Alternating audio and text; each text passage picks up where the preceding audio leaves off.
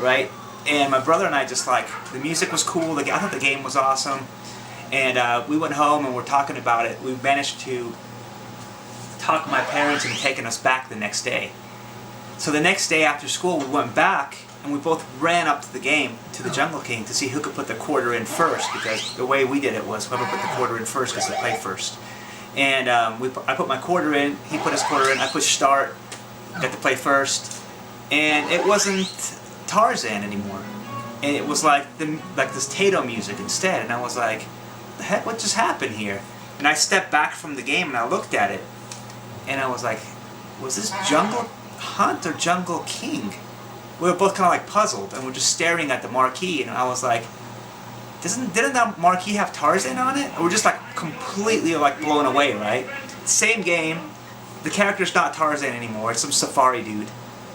And the music was different. It took us, this is no joke, it probably took 15 years until I finally got the answer to it. You know, because one day when I started collecting, finally somebody on the internet was mentioning that, yeah, they got sued and then they changed it and all this type of stuff. But yeah, we literally like noticed it within one day. Right. The just Edgar Rice Burroughs' estate just being like, no, we kind of own that.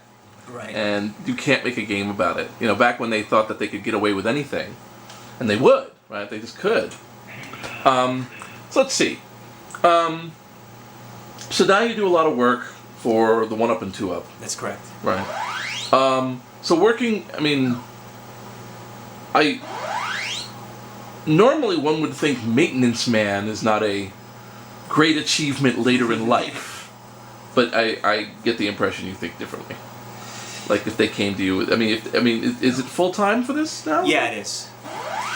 It's a little bit different than that, man. So what happens is, I run a music company for a living, and I don't do that much anymore. I just get checks from iTunes and all these type of places, right? So I have an income that's already coming. And what happened was, when my company was doing really, really well throughout the 90s, I had, 5, 6, 7, 8 employees. I wasn't doing anything. I'd tell the guy to do this, tell that guy to do that, and I'd go to the garage and I'd try to fix games. And I found it to be peaceful, and I felt like I was learning something, and there's a really big payout when you fix something too. You know, like when you work, it's like a never-ending thing. You almost feel like at the end of it, it's just never-ending. It just keeps going. When you fix a game, there's a beginning and an end to it, right? And it was one of those like, I would do it and I would be really excited because I was actually able to figure it out, and I was able to solve a problem with it. So I started taking arcade class, and I learned how to fix arcade games through the arcade class. And I didn't do it for any other reason, just to fix my own stuff. And when I moved here, I kicked it up a notch. I said to myself, how about if I buy stuff and fix stuff, and then I could sell the fixed stuff, and maybe there's a market in Denver for fixed arcade games. At first there wasn't. Everybody was just doing pinball machine stuff. But the more games I was selling, the more people were coming out of the woodwork saying that, no, I really like video games, I just don't know anybody that can fix them. Started fixing more games, and the community kept getting bigger and bigger. Eventually, Jordan called me up from the 1-Up before he actually did the 1-Up, and he told me he had this idea, and that the idea is to have this bar and an arcade, and he would need a technician to fix all this stuff. And I was like, I'll do it. Started going there and fixing stuff. And we're not talking about 1 or 2 or even 15 machines. I fix 90 machines a week. And if you think about percentage-wise, even at 10%, that's 9 machines a week or every couple of weeks that break.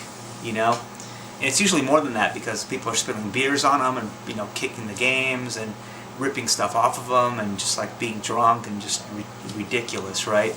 So believe it or not, like, the fact that I already have money coming in from my record company, and you add this on top of it, and the fact that I buy and sell games, I'm doing pretty well, Mm-hmm. And I really like the idea that 1-Up, 1-Up really stepped up to the plate. They're paying me decent money for this. So, yeah, most technicians, they usually aren't doing all that well, but I seem to be doing okay. So for the